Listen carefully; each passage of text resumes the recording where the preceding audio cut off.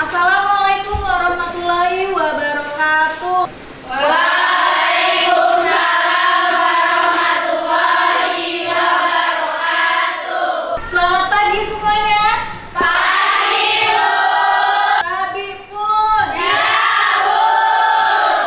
Baik, sebelum kita memulai pembelajaran pada pagi hari ini, alangkah baiknya kita berdoa dulu ya. Ya, Silakan Bu. untuk ketua kelasnya memimpin doa. Semua siap. Berdoa mulai. Doa selesai. Bagaimana kabar kalian hari ini? Baik Bu.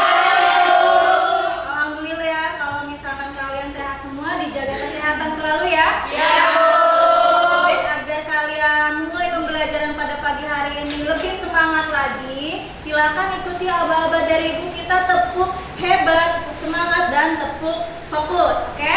Oke Bu. Tepuk hebat. Subhanallah. Hebat. Tepuk semangat.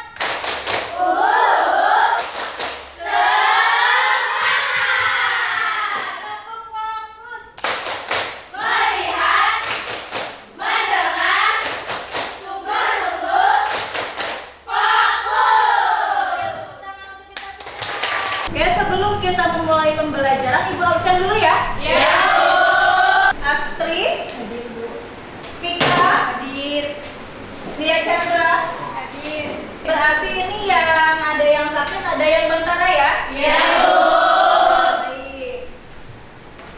Ibu ingin tahu nih, kalian masih ingat atau tidak pembelajaran minggu lalu? Ya, siapa yang masih ingat pembelajaran minggu lalu tentang apa? Saya Bu. Tentang utang usaha, utang wesel, sama pembelian angsuran. Ya, benar sekali ya Aisyah. Kemudian jika ada transaksi nih pembelian utang usaha ya, dengan mendapatkan potongan dan tidak mendapatkan potongan, bagaimana untuk penjurnalannya? Siapa yang bisa menjawab? Saya Bu. Ya, Untuk mendapat potongan jurnalnya, utang usaha pada potongan pembelian pada kas. Kalau jurnal yang tidak mendapat potongan itu utang usaha pada kas. ya benar sekali ya. Tangan untuk naftar. Baik, setelah kita mempelajari utang usaha, wesel, dan pembelian angsuran, selanjutnya hari ini kita masih membahas mengenai utang jangka pendek ya, yaitu KD 3.6 menerapkan pencatatan utang jangka pendek, utang pajak, utang gaji, dan pendapatan diterima di muka. Dan KD 4.6 melakukan pencatatan utang jangka pendek, utang pajak, utang gaji, dan pendapatan diterima di muka. Nah, adapun pembelajaran hari ini diharapkan kalian mampu yang pertama menyiapkan formulir dan alat tulis yang digunakan untuk pencatatan utang jangka pendek ya sesuai. Kemudian yang kedua, kalian mampu menganalisis dokumen transaksi, pencatatan utang pajak, utang gaji, dan pendapatan diterima di muka dengan benar. Kemudian yang ketiga, kalian mampu mencatat atau melakukan pencatatan utang pajak, utang gaji, dan pendapatan diterima di muka dengan benar. Untuk model pembelajarannya, kita masih menggunakan model pembelajaran problem based learning dengan menggunakan metode tanya jawab, kemudian penugasan, presentasi, dan diskusi. Kemudian untuk teknik penilaiannya, Ibu akan menggunakan dua teknik juga. Yang pertama itu menggunakan teknik penilaian pengetahuan, yang kedua teknik penilaian keterampilan. Nah, di sini Ibu akan memberikan soal pretest. Nah, untuk linknya sudah Ibu kirimkan ke WA group ya. Silakan kalian cek di WA group masing-masing. Di situ sudah Ibu kirimkan untuk linknya. Silakan dikerjakan. Ibu akan memberikan waktu pengerjaannya selama 5 menit ya. Silakan dikerjakan.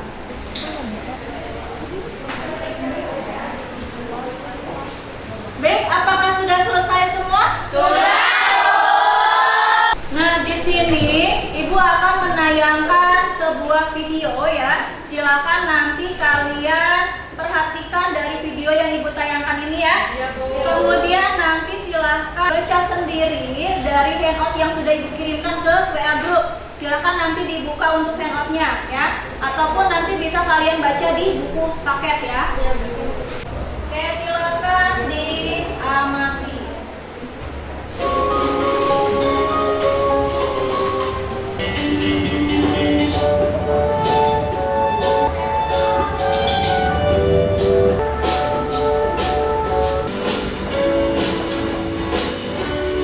Baik, setelah Ibu tayangkan tadi video pembelajaran ya, silakan sekarang kalian pelajari dari handout yang Ibu berikan di WA Group. Silakan dibuka. Jika ada yang belum paham ya, silakan dicatat ya. Nanti kalau misalkan ada yang kurang mengerti, silakan nanti tanyakan ke Ibu. Oke?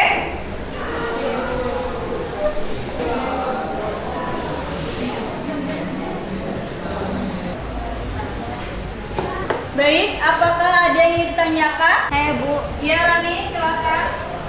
Bu, utang gaji itu termasuk dalam utang beban ya Bu?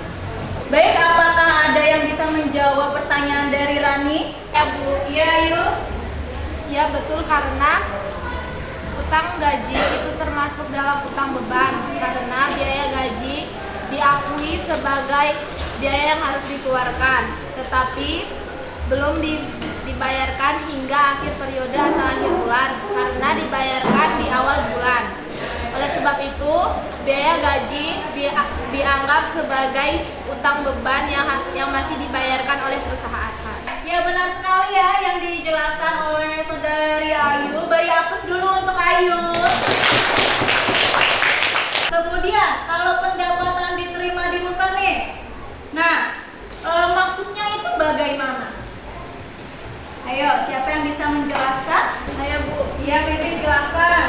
yaitu pendapatan yang belum menjadi hak tetapi uangnya sudah diterima sehingga penjual mempunyai kewajiban untuk menyerahkan barang atau jasa di kemudian hari. Oke, beri hapus dulu untuk Vivi. Nah, jadi pendapatan diterima di muka ini tidak hanya menjual suatu barang atau jasa ya. Bisa contohnya seperti sewa gedung. Misal nih, pada tanggal 1 Oktober, Ibu menyewa gedung seharga 60 juta selama 1 tahun ya. Kemudian sudah dibayar semua nih yang 60 juta ini untuk 1 tahun ya. Kemudian sudah dipakai selama 3 bulan dimulai dari 1 Oktober sampai dengan 31 Desember. Nah, kemudian kan kita membuat jurnal penyesuaiannya ya untuk yang belum dipakai. Kemudian berapa bulan yang masih ini yang belum terpakai? 9 bulan. 9 bulan. Yang 9 bulan ini itu dinamakan dengan pendapatan diterima di muka. Baik, sudah paham semuanya? Baik, kalau misalkan sudah paham, di sini Ibu akan membagikan kalian ke dalam beberapa kelompok ya. Kelompok 1, Astri, Lia, Melisa, dan Aisyah. Kemudian kelompok 5, Nofta dan Sela. Oke, silakan sekarang pindah tempat duduknya sesuai dengan kelompoknya masing-masing. Oke, di sini Ibu akan membagikan LKPD. Silakan untuk ketua kelasnya diambil untuk LKPD-nya ya. Nanti dibagikan ke kelompok yang lain. Kelompok 1, 2, 3, 4, 5. Silakan dibagikan ke temannya.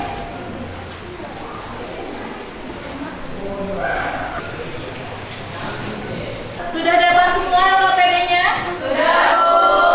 Baik, kalau misalkan sudah, silakan dibuka LKPD-nya ya.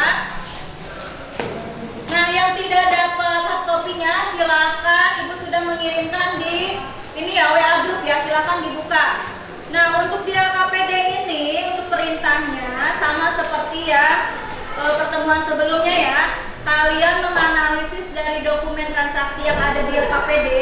Setelah kalian menganalisis, kemudian kalian membuat jurnal penyesuaiannya ya menggunakan bahasa Inggris ya. Baik, silakan diidentifikasi permasalahan yang ada di LKPD. Silakan dikerjakan. Nah, nanti Ibu akan berkelanjutan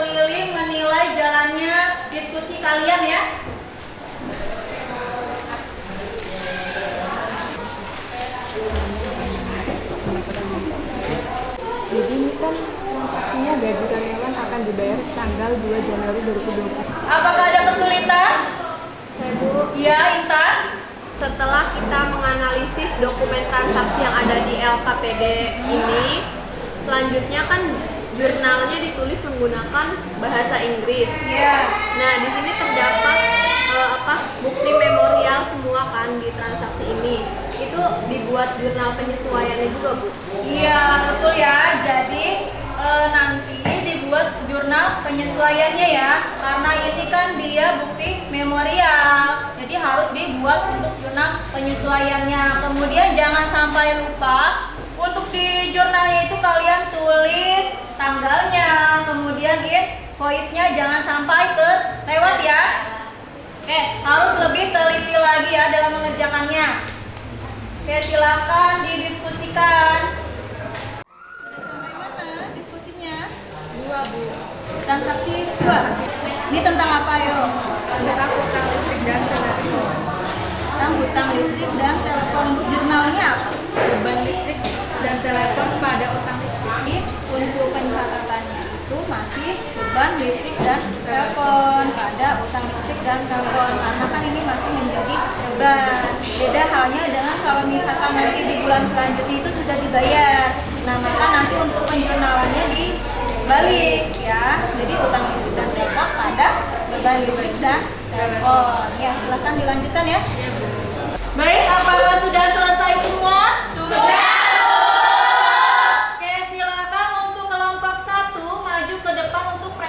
Ya. Silakan kelompoknya, ayo.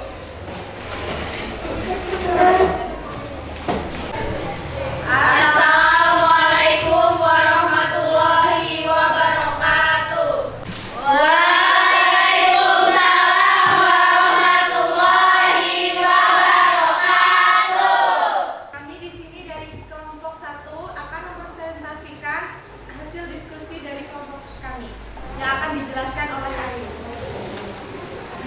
Utang gaji itu adalah kewajiban bagi perusahaan kepada karyawan dalam bentuk upah atau gaji sebagai balas jasa atau kompensasi atas hasil kerjanya.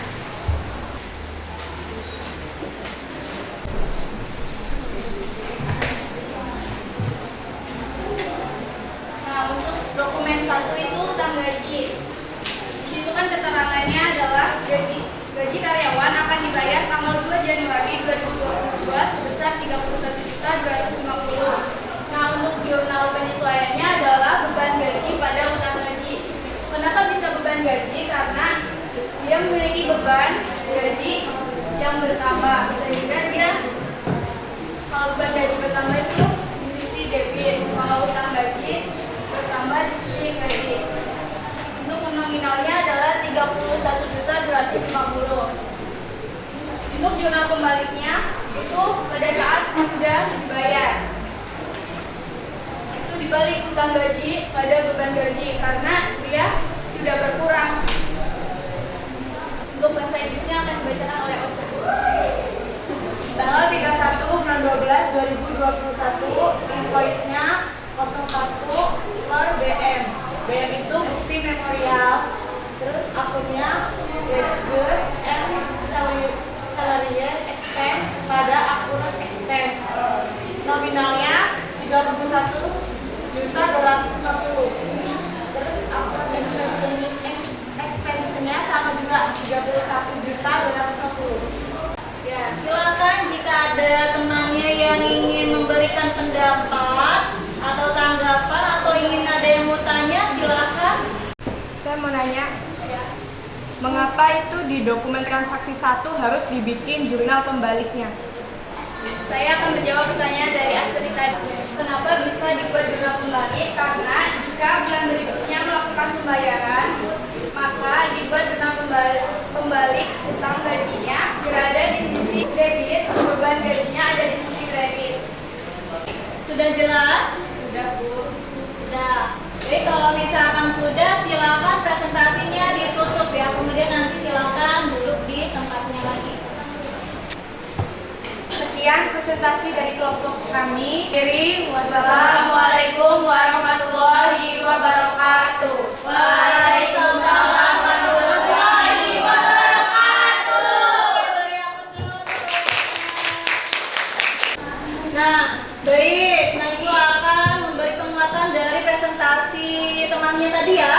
Nah, untuk di dokumen 1 itu tentang apa?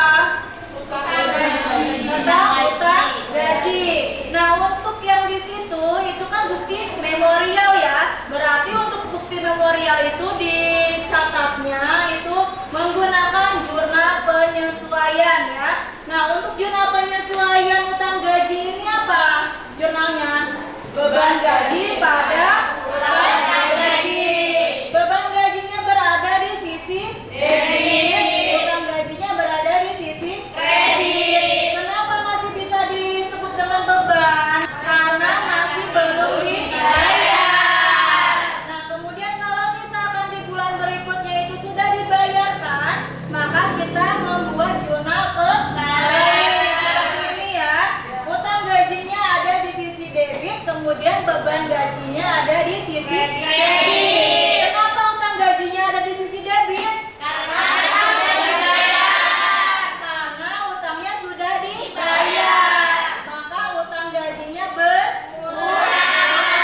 Kemudian di sini ada jurnal umumnya menggunakan bahasa Inggris. Nah, jangan lupa dicatat untuk tanggalnya, date ya. Tanggal berapa kalau misalkan membuat jurnal penyesuaian? Tanggal 31 bulan 12 2021. Kemudian untuk invoice-nya berapa? BM ini singkatan dari apa? Pintar sekali. Nah, kemudian untuk akunnya jangan sampai salah bahasa Inggrisnya ya. Di sini ada wages and salaries expense. Nah, tadi Ibu lihat dalam pembacaannya itu masih ada yang salah ya. Tadi ada yang salah menyebutkan ini water, bukan water untuk pembacaannya water ya. Harus belajar lagi ya. Jangan sampai nanti pada saat kalian sudah kelas 12 kalian salah membacanya. Oke, kemudian wages and salaries expense pada accrued expense sebesar 31.250.000.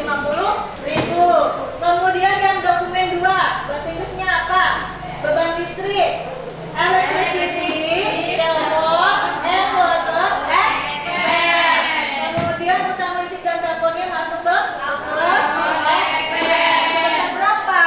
573.000. Paham ya?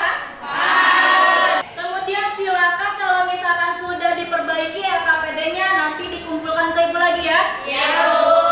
Oke, yang sudah silakan dikumpulkan lagi LKPD-nya.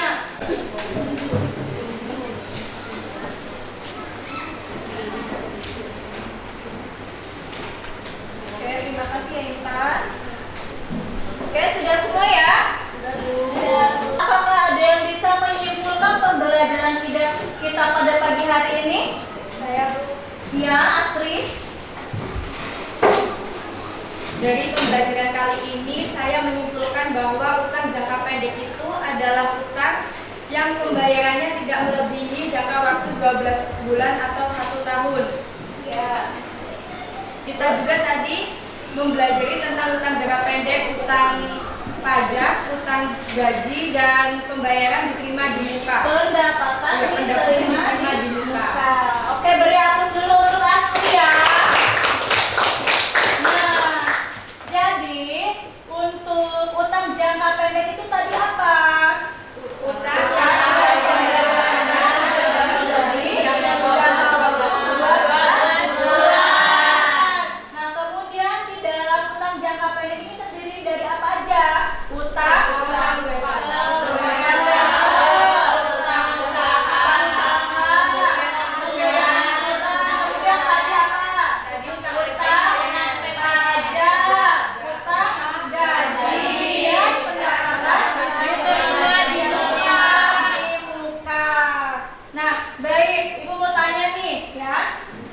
bagaimana pembelajaran kalian pada hari ini? Apakah menyenangkan? Alhamdulillah kalau misalkan pembelajaran hari ini menyenangkan ya. Oke, beri hapus dulu untuk kita semua. Nah, sebelumnya Ibu akan memberikan kalian soal post test ya. Silakan nanti dikerjakan. Untuk linknya